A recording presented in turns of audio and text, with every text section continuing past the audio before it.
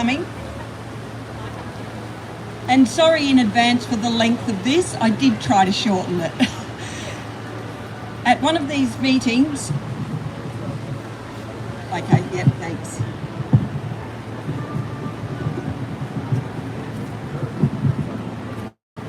Oh yeah, that's good. At one of these meetings earlier in the year, a woman, like the people passing by, stopped to listen. When the issue of biological men competing in women's sport was raised, she asked quite seriously, can't trans participate fairly in women's sport? The answer, quite simply, is no. However, there is nothing simple about the issue because today, in 2025, the majority of sporting bodies in Australia allow biological males to participate in the women's and girls' categories. These sporting bodies have bowed to the noisy trans activists, like the crowd we usually have heckling us here, demanding it as their human right to play in the female category. They will call me unsympathetic, insensitive, unempathetic, bigoted, and wanting to deny their rights. Yet I am none of those things. I believe in the rights of all people to participate in and benefit from physical activity and sport. Having been a physical education teacher for 30 years and a past Australian champion, I am more passionate than ever that these benefits must be available to everyone. Yeah. But unless sport is kept safe and fair, it benefits no one. I'll briefly outline the reasons why we need to keep sport fair and safe for females. The first issue relates to the benefits afforded to females by participating in sport. We all know the accepted science and research that demonstrates significant physical, mental, social and economic benefits of participating in sport. These benefits are even greater for girls and women who experience many forms of discrimination and violence in their lives, and sport has also become a route out of poverty for many young women. These gains are well recognised and widely accepted, yet when women are forced to participate unfairly against biological males, most of these benefits are denied her.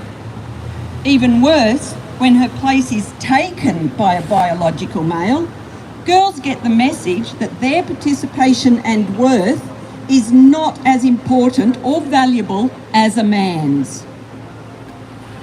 The second main issue relates to the history of women's fights to be included. For centuries, society not only failed to provide girls and women enough opportunities, but outright banned them. Women were excluded from sport until relatively recent times, and were not allowed to compete in all sports on the Olympic program until just 13 years ago in London 2012. History demonstrates the historical injustice, and in Australia today there are still 18% fewer females participating than males. If we continue to ignore the science which definitively shows the biological differences between men and women, boys and girls, then we are continuing the unjust treatment of females. It's impossible to make amends for the injustice, lost dreams and memories of past generations, but we can't let another generation of girls down today. Sport really matters to girls and women. Competing fairly and safely matters to girls and women, and they deserve to be able to. It is imperative to protect a category for natal girls and women in all sport if it is to be fair. The trans that are usually here making lots of noise would tell you that biological men in women's sport can be fair by suppressing testosterone. And this is my third point. They are wrong. The science is there to prove it. Testosterone begins to impact male physical and mental development even in the womb. and continues through childhood. So even before puberty, boys have a physical advantage. That's why separate categories for boys and girls sport was developed. Of course, after puberty, the physical difference of boys and girls, men and women, are huge. Yes, the strength advantage can minimally be decreased, but cannot be fully reversed. Science has proven men have higher hemoglobin levels, men have larger hearts and lungs, men have larger skeleton and longer bones, men have a greater amount of fast twitch muscle fibre, making them 10% faster. Men are 20% better at jumping events.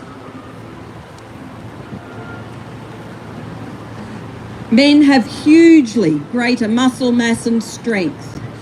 Boys and men have broader shoulders and larger hands and feet, and so the list goes on.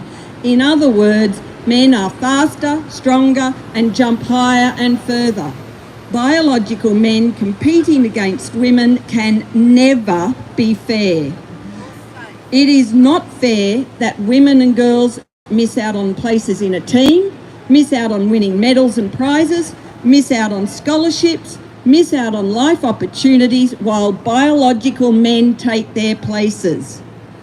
The United Nations General Assembly report on women and girls in sport states that in 2024 alone, over 600 female athletes in more than 400 competitions have lost more than 890 medals. It's not fair that women's category of sport is no longer protects the inclusion, safety and dignity of women and girls. The trans activists would be yelling at this stage to say, but those differences between men and women can be decreased by hormone treatment and suppressing testosterone. Bullshit. However, the latest science proves otherwise. Studies now show that testosterone suppression shows very trivial changes in muscle mass and strength of about 5% after 12 months of treatment. Therefore, male strength advantages are only minimally reduced when testosterone is suppressed. Treatment does not alter other physiological advances such as size, height, limb length, hand and feet size, or heart and lung capacity. These advantages can never be reversed. Including biological men into female categories discriminates against girls and women.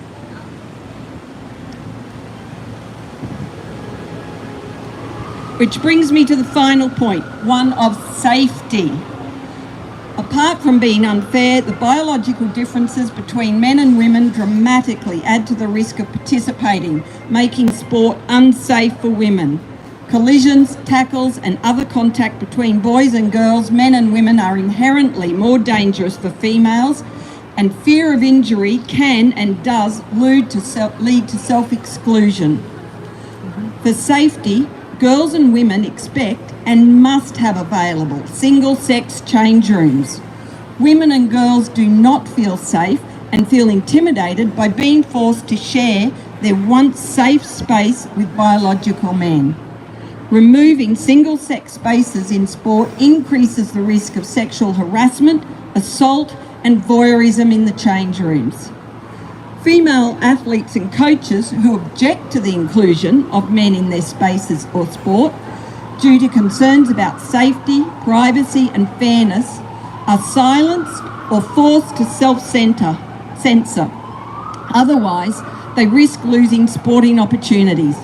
Many are also accused of bigotry, suspended from teams and subjected to restraining orders, expulsion, defamation and unfair disciplinary proceedings. This form of coercion is not acceptable.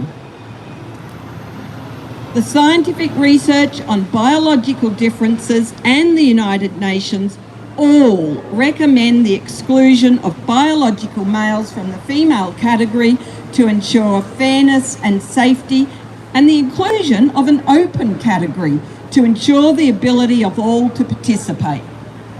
So to conclude, it is not acceptable to erase female achievements and records. Rewards, fame and sporting careers are just as important to females as for men. Eradicating an authentic female category is to the detriment of society. We must not allow gender ideology to raise transgender athletes as a new and protected class over women and girls. Females deserve and demand safe and fair sport, and we will not be silent.